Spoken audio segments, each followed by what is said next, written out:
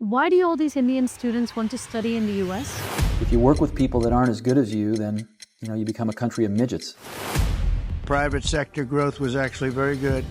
Very importantly, gross domestic investment was up an incredible 22%, which they had never seen before. U.S. tech stocks are going to rise no matter what. Every new investment, every new factory, and every new job created is a sign of strength in American economy. When America is united, America is totally unstoppable. Probably would not be where I am if I was not living in the United States.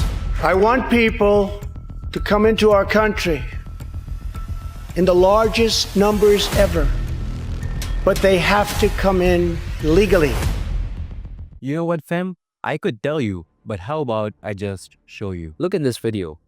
It literally features a man who is losing his Indian citizenship and getting the New Zealand citizenship, and look at the way he behaves. He's literally celebrating. Now, why would that be? And why is it that every most popular IT industry invention that has happened over the last 100 years has happened in one place only? And that is the US. Right from the transistor in 1947 to the microprocessor in 1971 to the personal computer between 1970s and 80s, internet in 1969, search engines in 1990s, and now even the AI revolution. Who is at the center of it all? It's still the USA. So why is it that all of these major inventions continue to happen in the US? Is India doing something wrong?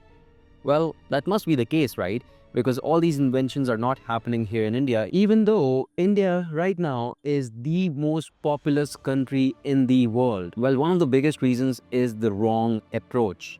It might seem simplistic, but let me explain what I mean when I say India has the wrong approach. Now, whether you try to train an AI algorithm or a dog, you reward good behavior. You reward the behavior that is desirable. And believe it or not, the same exact thing works with humans. Humans learn to get accustomed to the actions that get them the reward. However, if you've been in India, then you would know, what does India reward? Rote learning. How much can you memorize and vomit at the day of the test on paper? If you can write more, you get rewarded with points. At the same time, US rewards individuality, innovation. In India, if you're taking up a test and if you write 10 pages on that test, you're bound to get a good score. It's ridiculous. We've seen students write lyrics from a Honey Singh song and supposedly they're able to score well. जो भी question होता था, अगर मेरे को answer ज्यादा नहीं आता था तो 5 लाइन के बाद मैं गाना लिख देता था. तो फिर उसमें अच्छे मार्क्स आए आपके?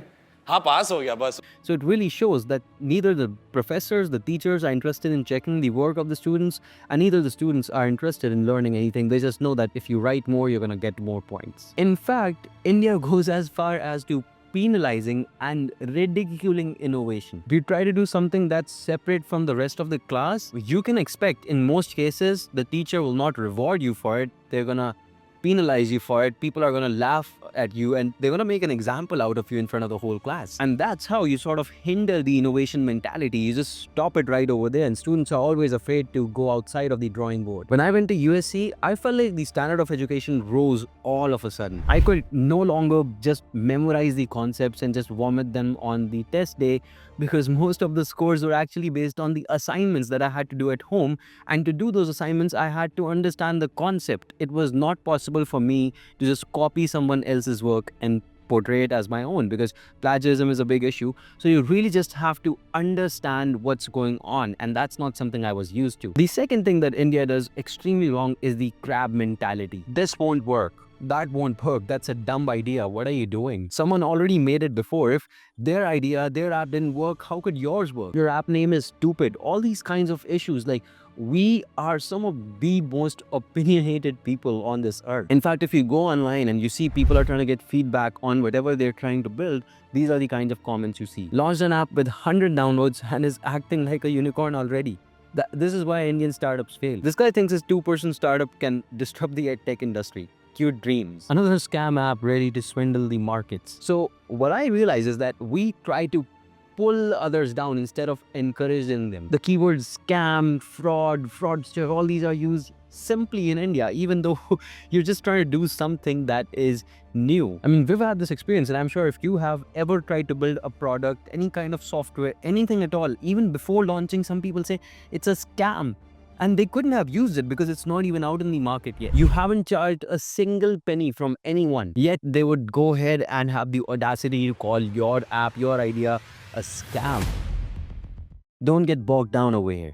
I believe in you. I know what you're doing can work, and that's how the entrepreneurship world works as well. It's about creating new ideas, creating innovation, and trying them out. You try out maybe 10 different ideas, maybe only one of them sticks, but that one could make you millions of dollars. And that's what many people have done. Many people have ignored all of these naysayers, all the internet, turned a blind eye to them, and yet they've made startups worth millions of dollars. And these are people who are from India as well. Literally, there are many such people. So know that it is possible for you as well. If you are from India and you're not getting the right playground to sort of practice on, and people are trying to sort of pull you down, don't worry. This is something that has been the way that India has operated over the last couple of years, and I feel like that's also why, even though it's the biggest population on earth right now of all countries, we are not able to get ahead in the race. And my feedback to India is to learn to forgive. Let people try out new things, let new ideas flourish. Understand this, that most new ideas will fail. It is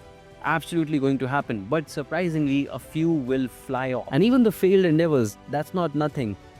You will come out of it with some learning, something that you can use in your future endeavors. And please guys, stop focusing on memorizing. I know I can't change the Indian education system for what it is, and it's not the best system, but at the end of the day, when you're actually working on a day-to-day basis, you don't always need to remember the formula. You just need to know how to apply it. You just need to know how things work. As long as you can do a quick Google search, you understand what you're doing, and you're able to apply the thing that you need to, you're good to go. So the idea is to test and then fail quickly, and then test, and keep on failing until you succeed one day. And for all the Indian students who relate to this message, who want to go overseas to study, to get access to that environment more than they care about getting access to the education over there, know that I believe in you. I understand you're frustrated with some people in our country and the mentality overall, but keep going, give it your best, because you will not regret it later. So you see, fam, it's not about every Indian kid wanting to study in the US. They just want a platform